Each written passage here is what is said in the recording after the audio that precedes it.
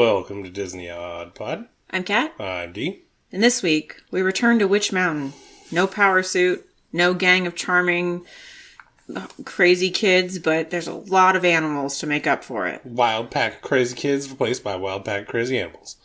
Escape to Witch Mountain, 1975. The engine will start now. Those two kids are witches. Find them. Now, from Walt Disney Productions, a motion picture of unearthly power. Escape to Witch Mountain. Well. Hunted. You have power. Well, I want to be able to understand these powers. Their only hope is escape to Witch Mountain. Rated G. Did you forget what year it was? I had to look. Yeah, so I know you were really looking forward to this one. Yeah, of course. It's great. It is pretty great. It's still non-stop action-packed all the way through. I do think the sequel is better. In a way, yes. And it's more interesting, but this is a fantastic movie. It's a really good movie, actually. Yeah, I was into it. I was actually invested in their journey. I was like, oh my god, are they going to make it? I was in from day one, and it just got better the whole way through the movie. Okay, right? The intro title sequence was really good. The title sequence was really cool. Right, and you're like, oh my god, they're going to an orphanage. How the fuck is this going to go from A to B? It was pretty wild. Yeah, it was wild. Definitely an escape. But I don't know. I think the second one is just more charming. Hilarious. It is funnier. Maybe that's why I think the second one is better. Just this one's a little more serious and a little more straightforward. A little more buttoned down, yeah. Yeah. Let me read the synopsis. You can watch this on Disney+. Escape to Witch Mountain. Science fiction, family, fantasy, action, adventure. A vehicle floats in midair. A coat rack comes to life and attacks a sheriff. And wild animals are putty in the hands of Tony and Tia Malone in Disney's thrilling fantasy adventure about the psychic powers of two young orphans. Their clairvoyance prompts evil millionaire Aristotle Bolt to lure them to his mansion to exploit their powers. While escaping, they meet a friendly camper and begin to unravel the mystery of their origin into a dazzling and unexpected experience, one that is truly out of this world. Contains tobacco descriptions. Was there tobacco? I just don't remember. That's what I'm like, wait, I don't remember anybody ripping any nails. Maybe it was the sheriff, like while he was chilling. Or maybe the Bolt guy could have been ripping something. Yeah, maybe. It just wasn't prominent. There was definitely firearms in this movie. Yeah, there's plenty of guns. But I don't really recall any cigars or cigarettes too much. Cigars or cigarettes. Cigars? Cigarettes? So our director, John Hugh, not to be confused with John Hughes. Yeah, he did also return from Witch Mountain. And he did a couple of horror movies. Not a lot, though. But something called The Watcher in the Woods, I'm pretty sure that's a Disney movie. Really? It sounds so familiar, and I feel like it's because I've seen it on the list, and now I need to look because it's going to bother me. Why didn't you look it up before? I don't know. I just didn't, and I just thought about it, and hold please.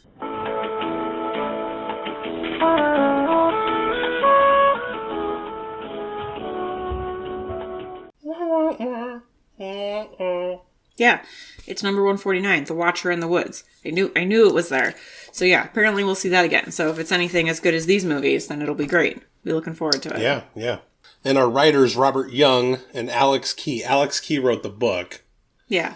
And Robert Young was like a big TV writer, and I guess he wrote like the screenplay for this. So for this one, the 1995 remake. Well, I think they just credit him. I don't know if he actually wrote that. It says screenplay by. So. I know, but since they base it off of this, they get credit. Just like the same people that wrote the Cat movie. That Darn Cat? Yeah, they did the same thing. Yeah. They get credit, so.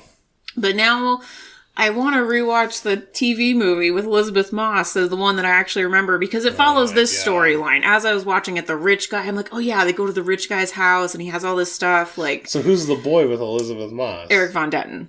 I don't know who that is. He's in Princess Diaries. He's like the hot guy that she's has a crush on. But it's all right.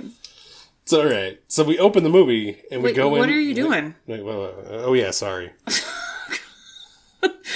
Hello. Okay, so obviously starring Kim Richards. Got to get out of here before it's too late. She didn't do a whole lot. Correct, sir. I mean, she's done stuff here and there, but just not a ton of notable things. And Ike Eisenman, who's Tony, also not a lot. He was he did a lot of voiceover work, I guess. Yeah, he did do a lot of voiceover work.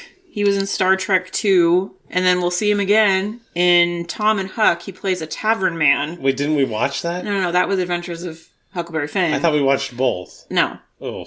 Tom and Huck is the one with JTT. Yeah, no, I know. I thought we watched it. Nope, haven't watched it yet. Dang it. Yeah. And then Eddie Albert is Jason. He's the dude from Green Acres. Okay, I was going to say, haven't we talked about Green Acres before? Who's the lady in Green Acres? Zsa Gabor. Okay, so we talked about Green Acres when Rescuers. That's when we talked about it, because she voices Miss Bianca. Yeah. And then her sister was in Return to Witch Mountain. Eva Gabor was in as the villain in that one. Okay, it's all connected. It all makes sense. Yeah. But he was also in Miracle of the White Stallions. Was he? Yeah, he played one of the riders of, like, I don't think he had a big part, but he was in that movie, which I thought he was a big deal. He was really good in this. He really is really good. If they were going to do a modern take on this, you know who would be perfect for this part? The Walter from Fringe. Oh, yeah. He would be really good in that part. Maybe 20 years ago, yeah. He's probably a little too old now. I don't know, but I just think he would be... They kind of look alike. Like, he'd be great in that part, I think. And then... Duranian Donald Pleasance. Yeah, he okay, everyone in this movie, except for this guy, looks like they belong in the 70s. This guy, for some reason, there's something about his face, he looks like he belongs in modern movies. Like, he looks like a person today. That is actually kind of true, and he's very creepy looking and evil looking, which is very good for the movie. It was so bizarre. I don't know if it's just that he looks more polished, or if he's a more professional actor. I don't know. No, everybody's a professional actor. Like, that's actually kind of the funny thing. All these old people... Huge stars. Yeah, I mean, he was in... the Halloween movies. All the Halloween movies, which I've actually never seen those. Yeah, I mean, it does not interest me in the slightest. But he was really big in the 70s. Tons of movies in the 70s. Yep, and then the guy that plays Bolt, Ray Millard. Have power. I want to know. I want to be able to understand these powers. Apparently, he was a huge star with Paramount from, like, 1934 to 48. That... Makes Tons sense. of big movies. But then he kept acting in the 50s and 70s. Yeah, he did, but it just wasn't, like, as big. Yeah, he just was... He looks like that kind of just old-timey... Yeah. Could stick him into any kind of thing, and he would be a good fit. And even late in life, he was in Battlestar Galactica. Oh my God. Haven't seen that either, so I can't speak to that, but... All right, did you get any fun facts? I did. So, Kim Richards, or Tia, was... apparently basically attacked by this bear on set. Yeah, I got that one too, which was one of my favorites. Because she's like, I love this bear. Then the bear, like, picked her up and was thrashing her when she was, like, brushing it. But she, like, played it off like, oh, no, it's fine. Gosh, Jodie Foster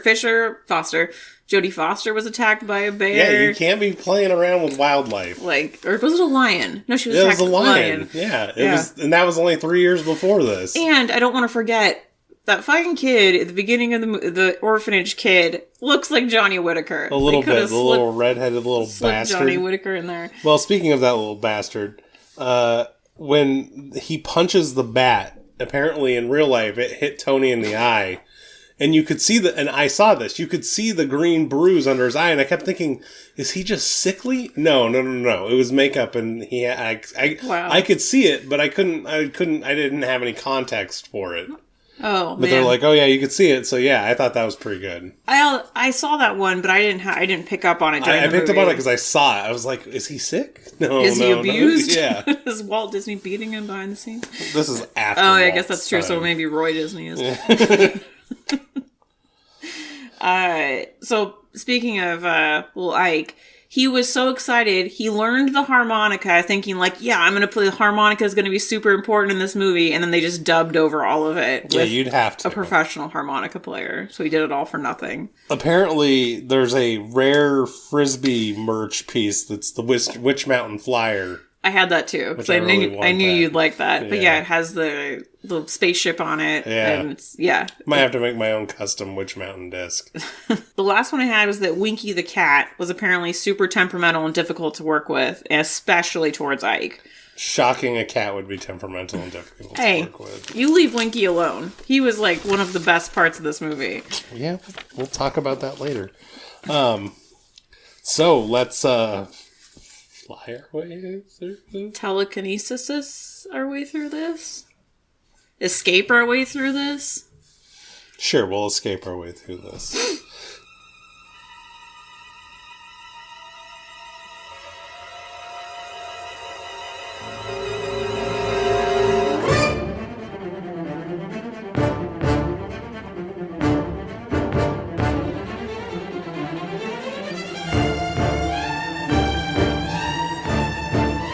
So we open the movie with the witches being sent to the Pinewood Child Welfare Center with maybe the nicest orphanage lady of all time. Oh yeah, she's like, I was expecting some mean, like... Yeah, so was like, I. I was expecting it to be like a mean, horrible orphanage, and they're like, we gotta get out of here, exactly. you know? But no, she's like this nice, sweet old lady. She's like, here, come inside and fill out these forms.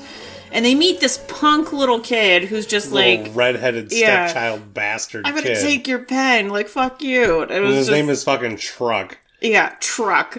Oh gosh, I wonder why he's an orphan. Yeah. There's something funny about this, Malone, and I'm gonna teach you a lesson.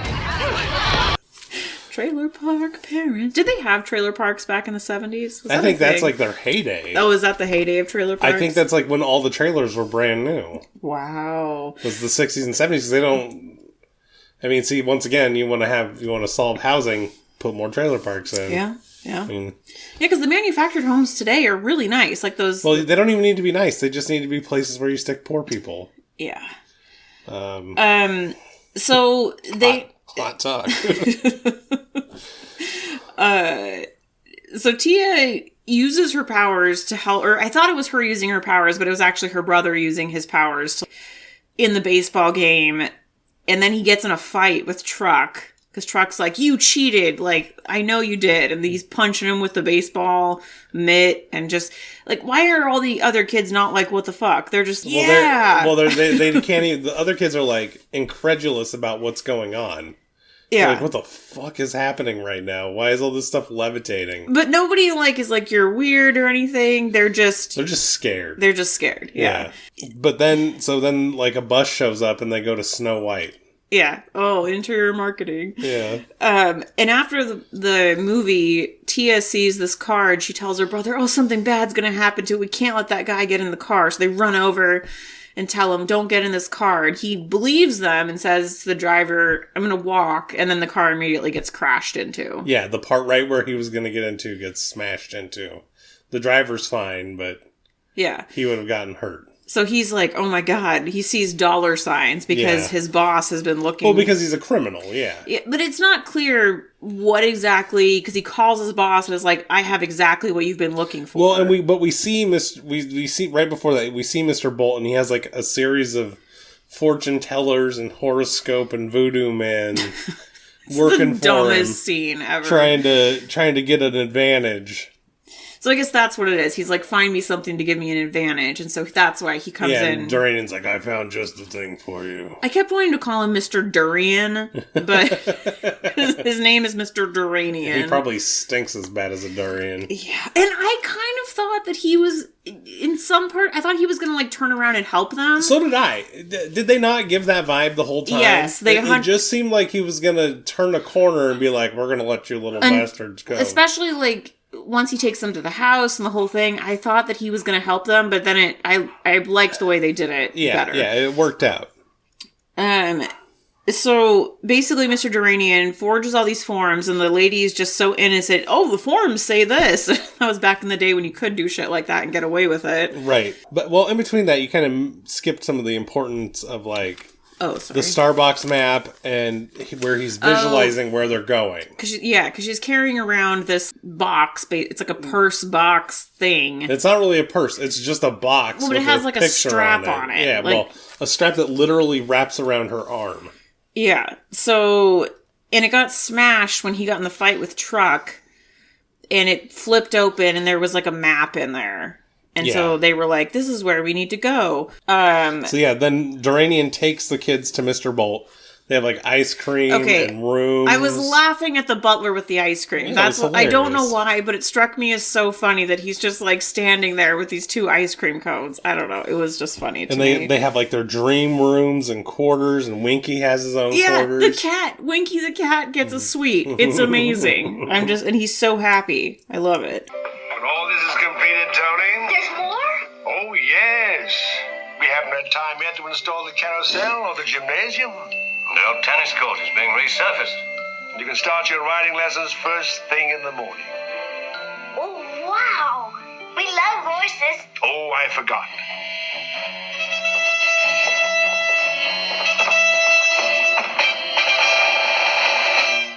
Winky's private quarters.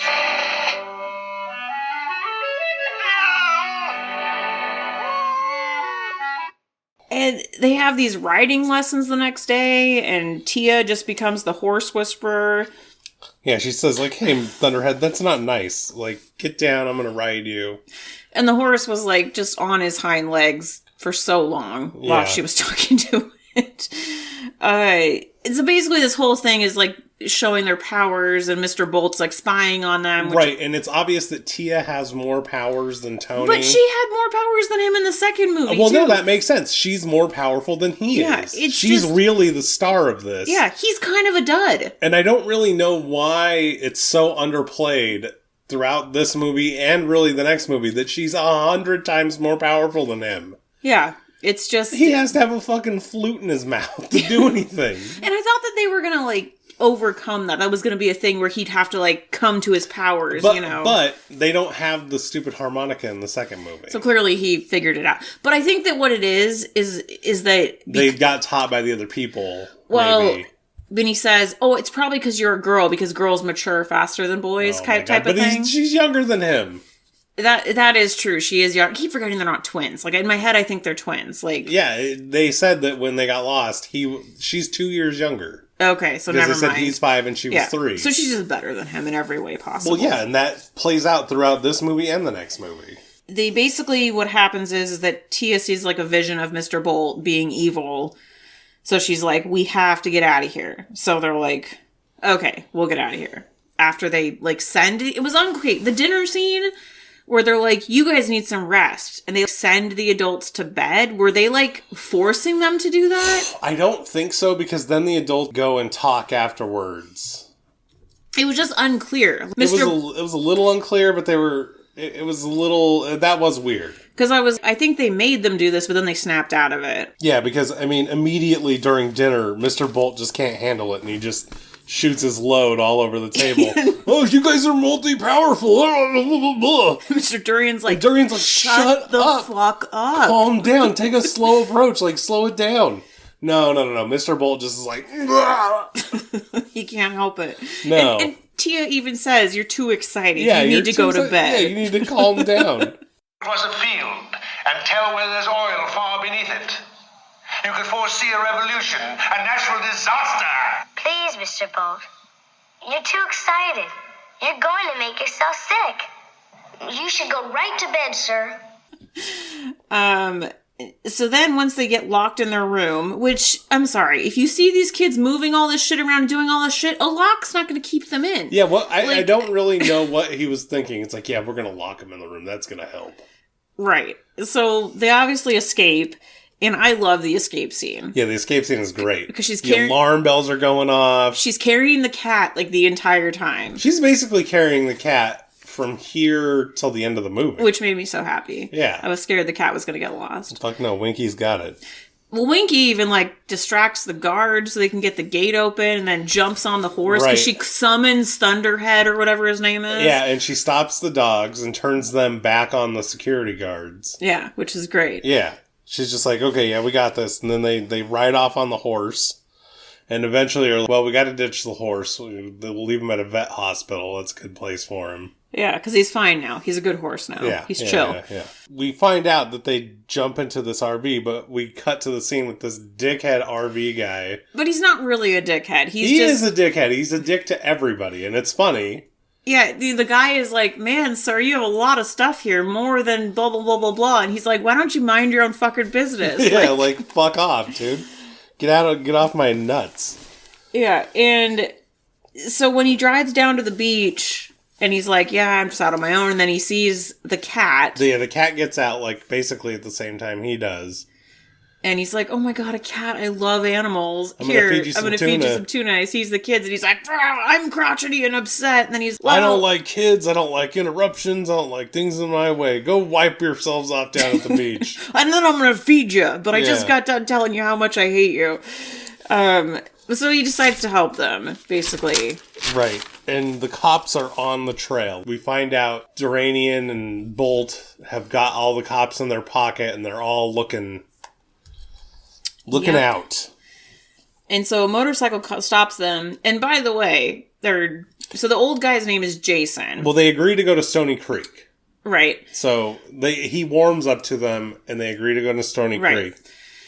We don't know his name's Jason yet. Not yet. He's O'Day still, and that's all I call him. But I just call him crotchety old guy. But he has the sweetest Winnebago. Like that thing is fucking immaculate. Love this thing. I want one. It's great. But they get stopped on the side of this cliff by a motorcycle cop, and then of course I don't know which one did it, Tia or Tony. Tony didn't play his flute. Oh no, he did. He did play the flute because he made. No, he did. Yeah, that's right. Oh my god. He made the bike turn on and like drive off the cliff, and the cop is just looking, huh? Didn't try to stop it. Yeah. And the old guy's like, "Man, you kids are great. I'm going to keep you around for a while. I can do all my illegal activities." Yeah. On second thought, I might not drop you off too soon. I might be able to squeeze an honest day's work out of you. Take you fishing. Deep sea fishing, maybe. So they go camping, and Tia's a memory fountain at this point. He said something about I never had kids, I was never married. She's like, you were married once. I mean her memories, and then Tony and Tia tell Jason his life story, and he's like upset for a minute, but then he's like, no, it's all good. You guys are cool. I like you. Yeah. Let's go to bed and get some shut-eye. And then Duranian pulls up to the campground. He sees the RV. And then I saw the cat, and I was like, yes, go, Winky, get them. But because I was so excited. The cat saved the day. Didn't even have to be lured by Tia or anything. Yeah, I think the cat is still psychically connected and doing work. That could be true. Because the cat runs out, climbs up the tree, and just as the bad guys are closing in on the RV, jumps on the dude with the gun. He drops the gun. And Tia picks up the gun with her mind and is pointing it and cocks it. Yeah. And is pointing it and like, I'll fucking shoot you.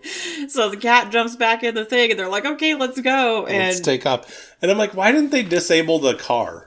Like, come on. That is true. Like Tony could have been like, pull off all the spark plug wires and all the electronics. Like pop the tires. Pop the tires. Nope. So then they come up with a plan because O'Day has a brother that lives outside of this town. So he's going to secretly drop them off because they're still being chased. Yeah, they're still being chased. So he's going to kind of make a quick move, drop them off. But what we don't know is that the sheriff is already on. He's on watch for the kids because there's a reward. The sheriff of this town. So the sheriff sees them get out. He captures them and takes them to jail. Just little boy, you're going to jail. Puts him in a jail cell. Yeah, because they lied to him. So he's like, okay, here, you can go to a jail cell now. It's just, okay. And so they have to escape, and Tia sees this bear outside, and I thought she was... in a cage, yeah. She was going to lure the bear in to scare the sheriff. So did I. I thought I thought when Duranian got there, she was gonna do that, and it was gonna scare both of them. No, she literally just... That was too obvious. Wanted to free the bear, to save the bear. And Tony's like, we don't have time for this. She's like, he's counting on me, Tony.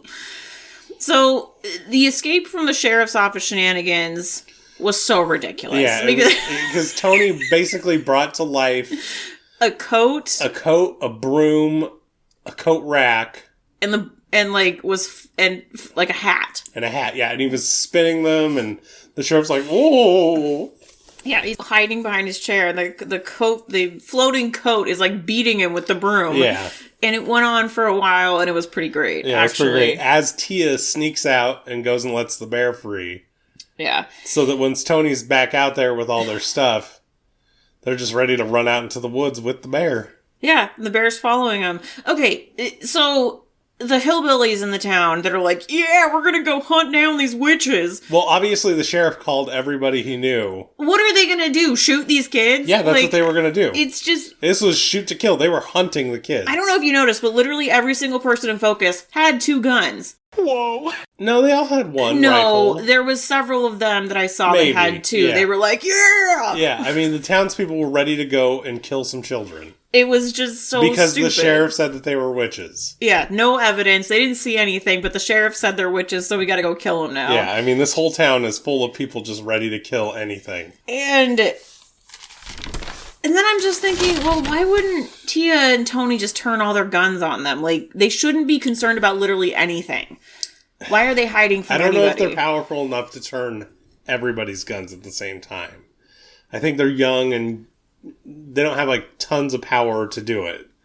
They can do little stuff. I guess that's true. So they get out and they tell the bear to go hide in the cave till everybody's gone so the bear doesn't get shot. And the bear scares most of the hillbillies away and they like drop their guns. Yeah, they all drop their guns and run away from the bear. And then they're going on with O'Day about being cast away while they're in the cabin. Yeah, because he made it up to the cabin. We're cast away. But his brother's not there. His brother was probably one of the hillbillies. Yeah, that's what I was thinking too. And they're remembering basically everything about what happened. We're aliens, we're from another planet, Oh, you gotta go to Witch Mountain. Yeah, Jason just knows exactly where they need to go. But Duranian shows up and ruins the party. And the bear gets called and he's in Duranian's car, so they can't follow him. Back out. When they come back out from the cabin and the bear just like looks out the window, it was really funny. Yeah, it was. They're like, oh, well, there's nothing we can do. And so as they're driving along, they're basically telling Jason, oh, we're aliens. Yeah, they just remember everything now. And he's just like, oh, okay. But I wonder if it's because they're in proximity to all the other people, so then their powers are getting stronger. Like it's like a communal thing. It could be. I think because that could be. At this point, the random voice is also talking to them. Well, no, not yet, because they show up in the Stony Creek town. They go into the office. Oh, that's right. And then they decide to call Castaway number. Yeah. And that's when the voice comes up. Is this Tony? Yes? Is Tia with you? Yes, who is this? Thank the blessed stars. We've been searching for you for years. Now listen carefully. Everything must time out. Take the back door and go to Mr. O'Day's camper. And now it's time for a chase. A good old-fashioned chase on a highway in a helicopter. They're going down, and then they're driving down. The children bewitch some flower to fly out into one of the hillbilly cars, and they fly off the cliff or whatever. And then anytime there's a helicopter chase scene in movies, I get really annoyed because I'm like, this is so illogical. It would never work. You can't fly your helicopter that fucking close to the ground. Yeah, and that, well, maybe you can. I mean, no, it's so unrealistic. And I mean, not that any of this is really realistic, especially the voice tells them, oh, we're going to give them something they'll never forget. And basically they fly their RV up in the clouds and the helicopter gets turned upside down and just keeps flying. Well, yeah, but that's the power of Uncle Benet. Uncle Benet, which they thought he was dead. We thought you were dead, Uncle Benet. Well, not if you know how to say something to a shark. So, the RV lands, they meet Uncle Benet, and kind of take off, and they give Winky to Jason, and he's like, oh, well, now that I know there's more of you, I'll be on the lookout for more of these kids. And I can bring them here. And Uncle Benet's like, okay, I'm just going to take these children now. Bye. Yeah, peace out, dude. Why don't you check out this helicopter landing on its head and Darnarian coming over. Isn't it great? Yeah, watch us fly away in this saucer. That has like a beating, like, I don't know if you caught that, like the bottom thing was like boom, boom, boom. Yeah, it was pulsing. And then I was thinking, because we did rewatch the first 5 minutes of the other movie because we were trying to remember, but I'm like, do they go back to space? Do they just live in Witch Mountain? Like, what is going on? But apparently, they just live in Witch Mountain. Yeah. In the fog. Yeah. With a whole community of aliens. Right. That just live there. Yeah. So that's that. That's the story of Witch Mountain. That's the end, and it was great. Yeah. I really enjoyed it. Fun was had by all. Yeah, everybody was enjoying it themselves. So what you got? So I have the Mr. O'Day rolls with the punches award. Because he's never shocked or anything by anything that they do. Any magic, he's just like, cool. Oh, yeah, that's true. Oh, we're aliens? Cool. Sounds no good. big deal. Like, no, never gets excited, never gets freaked out, never gets weirded out. No, it's just cool. He's like, oh, that is a good one. You guys are aliens? Ha ha! I'll be. Can I pretend you were my children that I never had? Yeah. It's just like, Mr. O'Day rolls with the fucking punches. Yeah, that's true. And so does Winky, which is my first award, is that Winky wins everything. Because it's like the scene-stealing animal award. Anytime Winky is on screen, I'm just like, oh my god, Winky! And he just rules everything. I love him. So that's my third award, is the Winky Animal MVP award. Yeah. Because Winky's a great star of this movie. He really is. And so, that's where it's at. Do you got anything else? Yes. I have the white people be white people in for Mr. What's his name? Mr. Bolt. It's just, I'm a rich guy. I gotta exploit other people to get more rich. Like, it's just a very typical, like... That should be the absent-minded professor award or something. Something. It's just, like, this ridiculous, like, dumb trope of, like, rich white guy, unsure exactly what he does. Something with oil, maybe. Yeah. I don't know. This I gave it the Encanto Hype Meets Expectations Award. Well, your own personal hype. Yeah. Because you were so excited when we got this. Yeah, of course. Because you wanted to... Well, I knew it was going to be good. Like, it had to be. Well, did it, though? Yeah, I think it did. Absent-minded Professor wasn't that great. But I think back then... Yeah, but the second movie was. Right, so I'm saying we enjoyed the second one so much that Yeah. I guess. I didn't see that happening with this. Ever since then. And a lot of people talk about this movie like it's great. It is great. I mean, it really is. Yeah, but I mean, that's what I mean. Like, this movie has a good reputation. And in the 70s, they didn't make those stinkers like Absent-Minded Professor and... Well, they made Herbie Goes Bananas. Yeah. The other one I had was the flying oddball wacky fight scene for the coat rack versus sheriff. Because it was just, I don't know, I really enjoyed that my other one was the what's in the great beyond unanswered questions, because we didn't really know if they go to space or what. We cheated and kind of looked at a movie we already watched. But. Yeah, because the opening of the sequel is basically like 10 years later. I think it's about 10 years later. Well, in real time, it's 4 years later. Right, but I think it's supposed to be, they're clearly... It's at least 5. Like, they look like teenagers in the second movie. And they look like they're about 7 here. But basically, their Uncle Benet is taking them to LA to see the big city for, like, a vacation. So they can go to concerts and museums and check out the culture and rock out there, having, like, a Rumspringa. Yeah, exactly. Rumspringa, that's what I was going to say. It's alien people Rumspringa.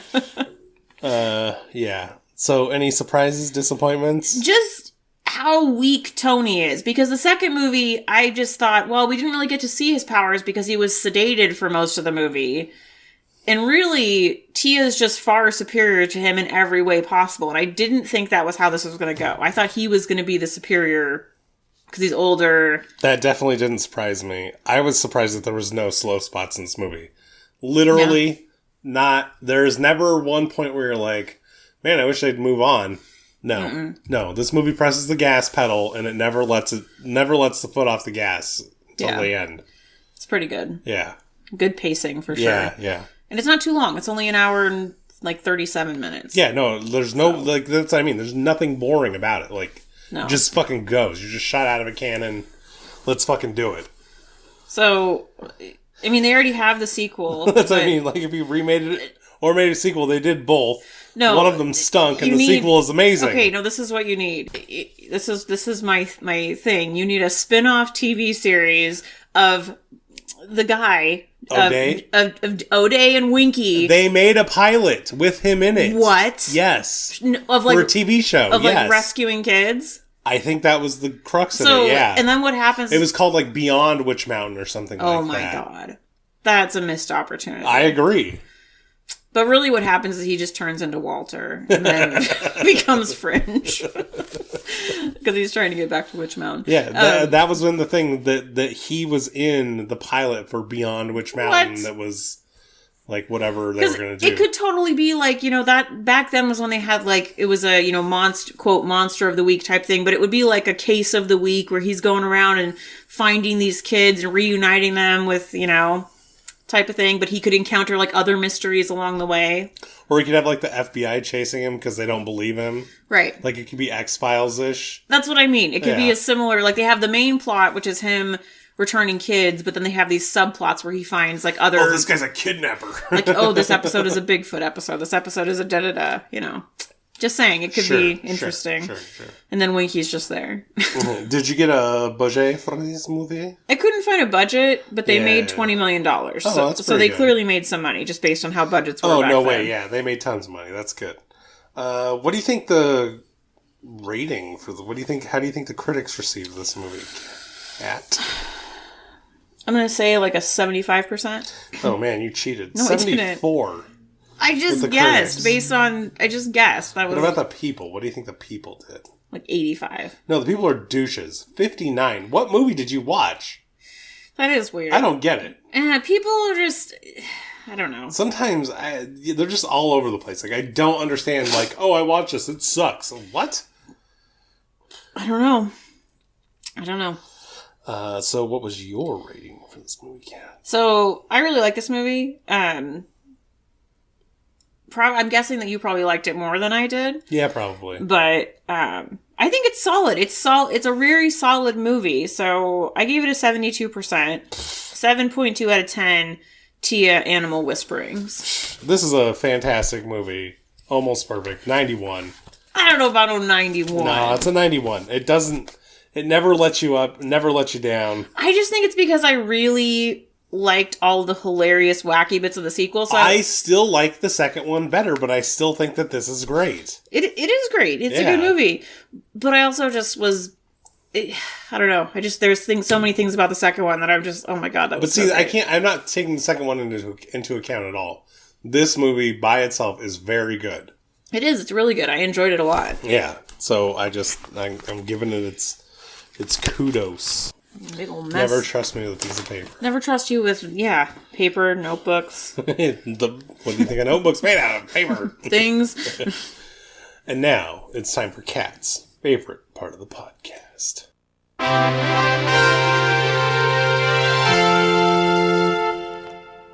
Wow. That was Winky. He was saying hi. So this time we get number 299. Which you already got. That was Underdog. Okay, I was gonna say that's not what I want. How about 244? It's a little closer. Ooh, doggy. It's gonna be something exciting, or it's gonna be something like... Oh, it's something exciting. This is not what? Something terrible. Yeah, this is great. I'm stressing out now. Why are you stressing out? What do you think it is? I don't know. What was the year? Let's see. Oh, sorry, I moved it to 2001. Ooh, that's spicy. Yeah, it's very spicy. That's like close to Princess Diaries. That's when I was still watching movies. I really don't have any idea, but I'm hoping that it's good. I guarantee you've seen it, and I guarantee it's good. From 2001, Monsters, Inc. Oh, I do love this movie, actually. I've seen most of it. I do also believe that I love this movie. If you... Hard to fuck up. If you don't love this movie, like you, I'm talking about you as a person. Yeah. I'll be very confused because it's funny. It has two of your favorite people in the lead parts. I've seen it though. Like I know it's good. That's what I mean. And it's incredibly heartwarming. Yeah. I know it's gonna be good. Like I don't remember it super well, but I know I like it. It's been a really long time since I've seen it, but I saw it in theaters and then I've watched it many, many times after that because I just really like it. Yeah. This is one of those 10 out of 10 movies. Like maybe like 9.5, but I mean, there's no letdown for Monsters, Inc. Like, yeah. I mean, it's Billy Crystal and John Goodman. So. Yeah, I mean, you're it's like, what do you expect? Like, this is going to be fantastic. Yeah. So, Cool. Good for us. Good for you Good guys. for us. Next week you get a good movie again. I Two think good this was movies in a row. the second Pixar movie, wasn't it? Wasn't because it was Finding Nemo, and I think Monsters Inc. was like the second. Well, I guess no, Bugs Life was the first. Was like technically the first one. I think. You mean after Toy Story? Oh wait, yeah, but I think this was after.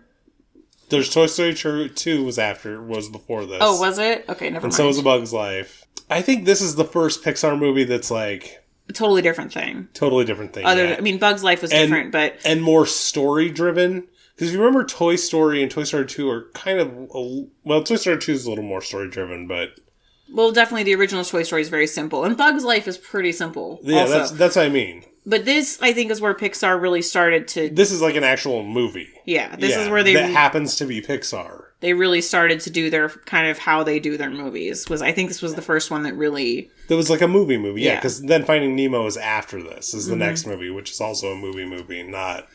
Yeah. Just hey, check out the effects. But it's a movie. But this was so when Finding Nemo came out. I do remember I was like, it's not as good as Monsters, Inc. And everybody's like, what are you talking about? Finding Nemo's the best. Well, yeah, everybody lost their minds over Finding Nemo. But I find this movie to be better than Finding Nemo, from what I remember. I'm pretty sure it is. From what I remember. So. TM. Mike Wazowski. Okay. All right, so if you want to check us out on social media or whatever, Disney Odd Pods, instant email, disneyoddpods@gmail.com. Yeah. Do all the things. Let us know if you've seen Escape to Witch Mountain or the sequel. Did you watch this as a kid? Do you think we're wrong? Yeah. Did you watch it as an adult? Did you watch the 1995 Disney Channel TV movie like I did with Elizabeth Moss? Oh, boy. In the meantime, this has been Disney Odd Pod. I'm Kat. I'm D. Bye!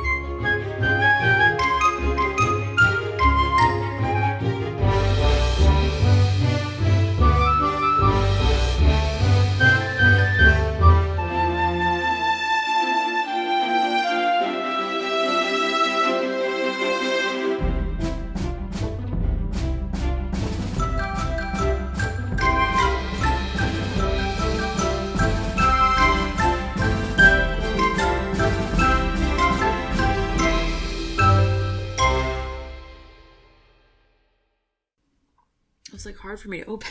I was trying to open it. It wasn't opening. Old lady hands. You got big things going on over there? I'm just pulling up my stuff. Oh. Well, usually you're faster than that, so I was like, what's going on? Well, yeah, but this isn't always faster. Oh.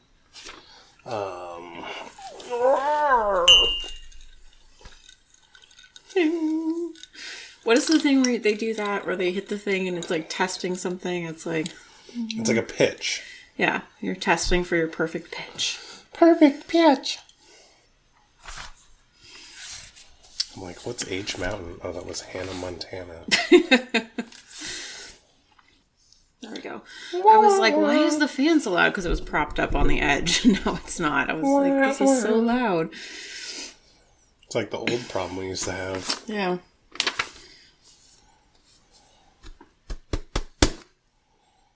You ain't never had a friend, never had a friend. Really? After all this time? Goodness.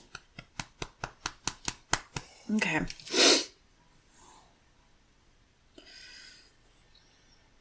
5 o'clock somewhere. I'm ready to go whenever you are. Oh.